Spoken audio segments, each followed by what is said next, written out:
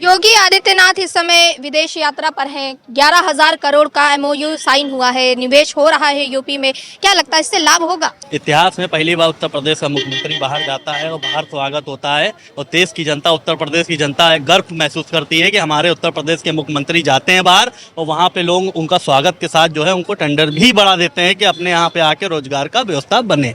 तो कहीं ना कहीं बहुत बड़ी बात है, गर्व की बात है। इससे पहले कब हुआ था? योगी जी को कोई माई गला हरा नहीं सकता है और योगी जी को 2029 में प्रधानमंत्री बनने से कोई रोक नहीं सकता है। मुख्यमंत्री योगी आदित्यनाथ जी जापान जा करके वहाँ के तकनीकी को, वहाँ के लोगों से मिलजुल करके आज उत्तर प्रदेश में निवेश कराने की बात कर रहे हैं और स्वामी विवेकानंद के बाद दूसरे संत सन्यासी हिंदू युवा सम्राट हैं योगी आदित्यनाथ जी विदेश के दौरे पे गए हैं। पूरी दुनिया में विदेश में उनका नाम हो रहा है, गूंज हो रही है, उनकी धमक है, उनकी चमक है और हर भारतीय उनसे गले से मिल रहा है, सम्मान दे रहा है, ले रहा है। मोदी के बाद अगर कोई दूसरा नेता है हिंदू युवा ब्रांड का तो श्री योगी आदित्यनाथ जी हैं। जो सरकारी व्यवस्था थी उनको बेच दिया जा रहा है। तो क्यों बेचा जा रहा भाई, किस लिए बेचा जा रहा? 2014 से पहले लोग IAS ऑफिसर से नीचे कोई नौकरी ही नहीं थी, सब IAS ऑफिसर रैंक पे थे।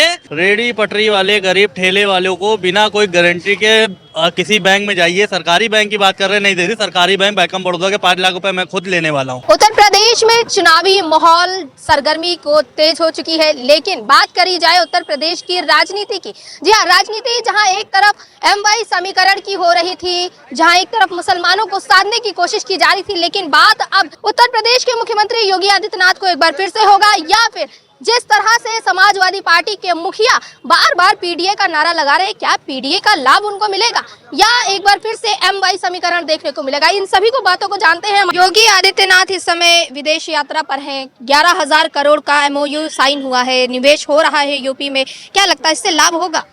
इतिहास में पहली बार उत्तर प्रदेश का मुख्यमंत्री बाहर जाता है और बाहर स्वागत होता है और देश की जनता, उत्तर प्रदेश की जनता गर्व महसूस करती है कि हमारे उत्तर प्रदेश के मुख्यमंत्री जाते हैं बाहर और वहाँ पे लोग उनका स्वागत के साथ जो है उनको टेंडर भी बढ़ा देते हैं कि अपने यहाँ पे आके रोजगार का व्यवस्था बने। तो कहीं ना कहीं बहुत बड़ी बात है, गर्व की बात है। इससे पहले कब हुआ था? देश के प्रधानमंत्री को लोग कहते थे कि वो अपने शौक पूरे कर रहे हैं, यहाँ जा रहे हैं, वहाँ जा रहे हैं, यही सब कहते थे। और लोग अभी भी, कुछ लोग ऐसे पड़े हुए हैं, कुछ लोग अभी भी ऐसे दोगले पड़े हैं जो लोग वो कहते हैं कि उत्तर प्रदेश के मुख्यमंत्री जी का आखिरी साल चल रहा है, इसके बाद ये रहेंगे नहीं, इसलिए वो मोदी जी तरीके विदेश जा रहे हैं। तो इनकी मानसिकता इतनी गिरी हुई है, इनकी सोच इतनी गिरी हुई है कि जहाँ पे रहते हैं वहीं के अपने लीडर को बुरा बताते हैं। सबसे शर्म की बात है, इससे शर्म की बात में और कुछ नहीं हो सकती है। आपने कहा कि पहला मुख्यमंत्री विदेश गया है, लेकिन जब विदेश दौरा की बात ही छिड़ी थी कि उसी समय अखिलेश यादव बोल पड़े, उन्होंने कटाक्ष कर दिया CM योगी के ऊपर। क्या कहेंगे कि ये कटाक्ष किस लिए था? देखिए, वो अखिलेश यादव जी की एक अलग सोच है, वो अलग नीति है। अगर उनकी सोच ही अच्छी होती तो उत्तर प्रदेश में सरकार, जनता क्यों इनको नकारती?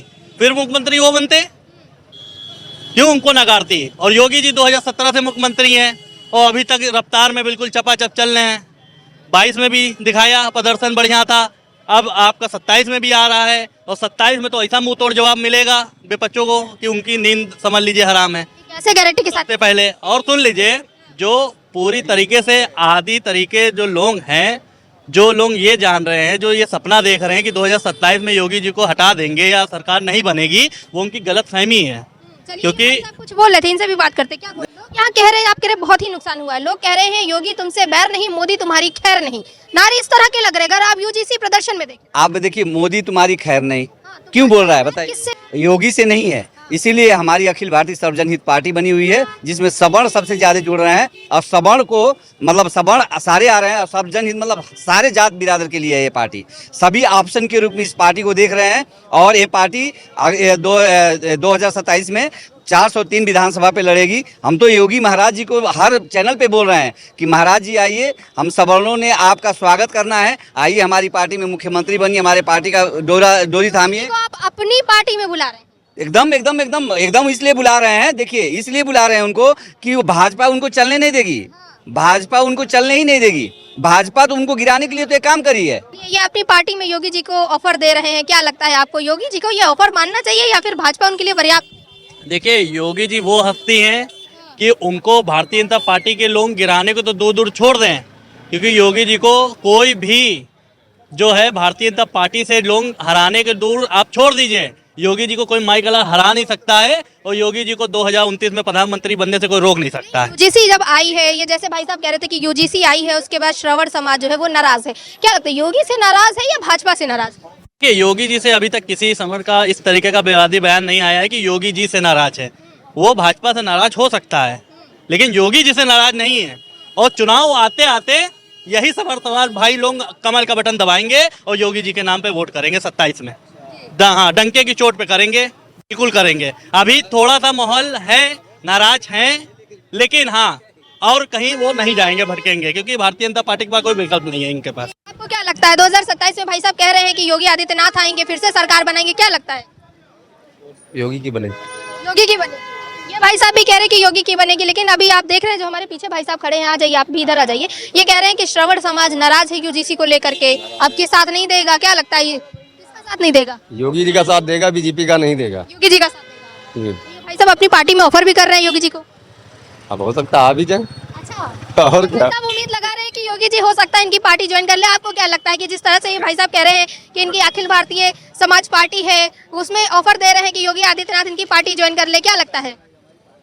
योगी आदित्यनाथ जी 5 बार गोरखपुर से लगातार सांसद रहे, दूसरी बार उत्तर प्रदेश के मुख्यमंत्री हैं, तीसरी बार भी बनेंगे और भारतीय जनता पार्टी में है, भारतीय जनता पार्टी में ही रहेंगे।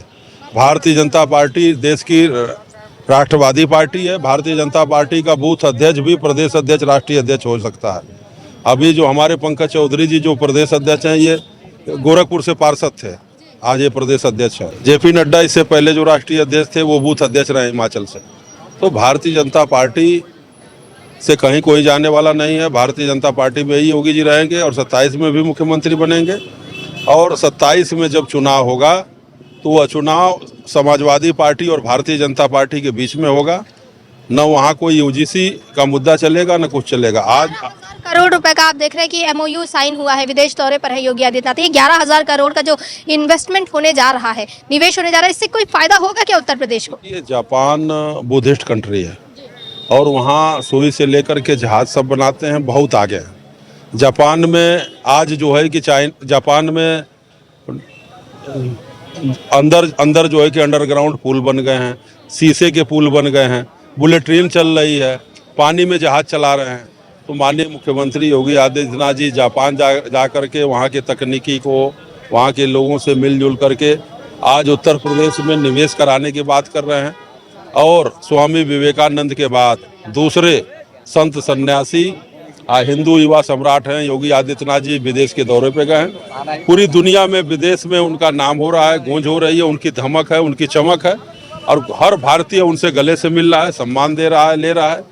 और उत्तर प्रदेश में उसका लाभ मिलेगा और उत्तर प्रदेश में रोजगार के नए आयाम बनेंगे, यहाँ के लोगों को रोजगार मिलेगा। रोजगार लेकर के आ रहे हैं, ये बड़ी जो सौगात है, क्या लगता है रोजगार मिलेगा? बिल्कुल, इसलिए कि माननीय श्री योगी आदित्यनाथ जी खुद BSc हैं, MSc हैं, पढ़े लिखे हैं और पढ़े लिखे मुख्यमंत्री पढ़े लिखे चीज़ों को समझता है और खुद वो साइंस को समझते हैं, पढ़ते लिखते हैं, वैज्ञानिक दृष्टिकोण रखते हैं।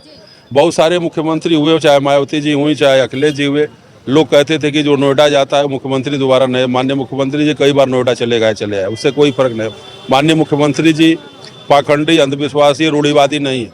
माननीय मुख्यमंत्री जी वैज्ञानिक सोच के व्यक्ति हैं, नाथ संप्रदाय से आते हैं, जात पात पे विश्वास नहीं करते हैं, सामाजिक सोच रखते हैं और देश और समाज को, राष्ट्र को आगे ले जाने की बात करते हैं। इसलिए पूरी माननीय मुख्यमंत्री जी के पूरे देश में, प्रदेश में लोकप्रियता बढ़ रही है। बिहार चले जाएं, छत्तीसगढ़, तेलंगाना हो, महाराष्ट्र हो, हर जगह के लोगों की डिमांड आती है। मोदी के बाद अगर कोई दूसरा नेता है हिंदू युवा ब्रांड का तो श्री योगी आदित्यनाथ जी हैं। अभी जनता तय करेगी आगे कि मोदी जी प्रधानमंत्री बनेंगे कि क्या करेंगे, लेकिन यह है कि मुख्यमंत्री हैं और 27 में भी मुख्यमंत्री बनेंगे। आगे आने वाले समय में मैं कोई राजनीतिक भविष्यवक्ता तो नहीं हूँ, लेकिन ये जरूर कह सकता हूँ, व्यक्तिगत मेरी राय है कि मोदी के बाद अगर कोई प्रधानमंत्री बनेगा तो योगी जी बनेंगे। 21,000 नौकरियां लेकर के आ रहे हैं योगी आदित्यनाथ। आदित्यनाथ जी तो हमारे टेंट लगा के नौकरियां बांट रहे हैं। तभी लोग कह रहे हैं कि नौकरी नहीं, नौकरी नहीं। हर समय लोक भवन में, विभाग में जितनी वैकेंसी आती हैं तमामों, अब बार ऐसा सब लोग देख रहे हैं। तभी लोग कह रहे हैं कि नौकरी नहीं है योगी आदित्यनाथ की सरकार। नहीं, देखिए हर सत्ता के खिलाफ 40% लोग रहा करते हैं। वो समाज के प्रताड़ित लोग होते हैं, प्रतिशोध में बातें करते हैं। सरकार जाति देख करके रोजगार दे रही है। गलत बोल रहे हैं। पहली सरकार है माननीय मुख्यमंत्री जी की कि न कोई जात, न परिवार, न कोई रिश्तेदारी, न बिरादरी, अभ्यर्थियों को स्वयं नियुक्ति पत्र अपने हाथ से देना है। पहले की सरकारों में सैफई में बैठ करके लिस्ट बनती थी, ओबीसी 27% में एक जाति के लोग रखे जाते थे और वो वसूली होती थी, कोई जमीन बेच के, खेत बेच के पैसा देता था, चाहे जैसे देता था, तब जाकर के लिस्ट बनती थी और सारी लिस्ट जो है कि सैफई से आती थी, वही होता था। लेकिन माननीय मुख्यमंत्री योगी आदित्यनाथ जी इतने ईमानदार हैं कि बहन तक उनकी फूल चाय बेच रही, माँ घर पे पड़ी है, पिताजी का स्वर्गवास हो गया, देखने तक नहीं गए 13 बरई में।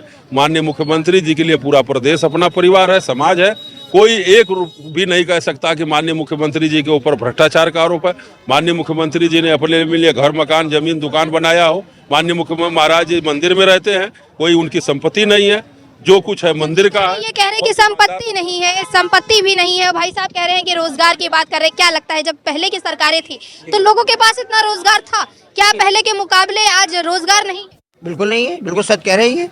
ये जो सफरर है ना, ये जो सफरर होता वही जानता है। जाके है। एक चला, दूसरा छोड़ा, दूसरा चला, तीसरा छोड़ा, कहीं 12,000 के 14,000 क्या बच्चे पालेंगे? एक बच्चे पे कितना कर्जा आजकल मालूम है आपको? 51,000 करोड़ पे मनमोहन सिंह जी छोड़ गए थे। आज और गूगल पता करिए, आपको सब मालूम ही होगा कि कितना 2 करोड़ 41,000 करोड़। पहले की सरकारों में आराम से रोजगार मिल जाता। नहीं, वाई नॉट सपा कांग्रेस गठबंधन आएगा? गठबंधन चलेगा? क्यों नहीं चलेगा? ये गठबंधन, इनका भी तो गठबंधन है। गठबंधन है तो ये गठबंधन चलेगा। वही जो कह रहे थे कि राहुल के पास मत जाना, वो खराब नेता है। याद होगा आपको अखिलेश यादव? खराब और अच्छे कहने से 4 आदमी के 40 कहने से नहीं होता। वो विपक्ष का अखिलेश यादव ने कहा था। वो किस कब कहा था? चोर मौसेरे भाई वाली काम के चले। बैंक लोन देते थे, आज बैंक सरकारी बैंकों में चली जाए, लोन मिल रहा है? नहीं मिल रहा है, नहीं मिल रहा, नहीं मिल रहा। वो भी शर्तों के साथ मिल रहा। प्राइवेट बैंक लोन दे रहे हैं, क्यों दे रहे हैं? अपनी मनमानी शर्तों पे हस्ताक्षर करवा रहे हैं और प्राइवेट बैंक लोन दे रहे हैं और जो सरकारी व्यवस्था थी उनको बेच दिया जा रहा है। तो क्यों बेचा जा रहा भाई? किस लिए बेचा जा रहा? पूछते हैं क्या लगता है कि जैसे भाई साहब कह रहे हैं कि बैंक लोन नहीं दे रहा है और जब पहले की सरकारों की बात की जाए तो पर्याप्त मात्रा में नौकरियां थी। क्या लगता है कि आज नौकरियां नहीं है? क्या आज बैंक लोन नहीं दे रहा है? देखिए भाई साहब का जो है वो उनकी सोच है, लेकिन हाँ 2014 से पहले लोग IAS PCS से नीचे कोई नौकरी ही नहीं थी। सब IAS PCS रैंक पे थे और इससे नीचे कोई नौकरियां नहीं थी।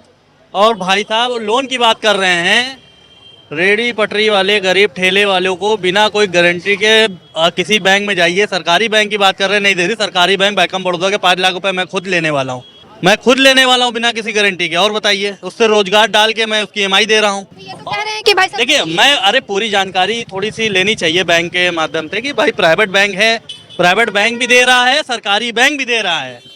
और आपको रेडी पटरी डालिए, आप कोई बिजनेस करिए, तुरंत तत्काल मिल रहा है। भाई हमने लिया है तो हम बिल्कुल मोदी जी का धन्यवाद करेंगे, वरना और कौन हमारी 5 लाख की मदद करने वाला है आज के टाइम पे। तो ये सरकार ऐसी है, गरीबों को खासकर ध्यान रखते हुए। और नौजवानों की बात कर रहे हैं, बेरोजगार हैं।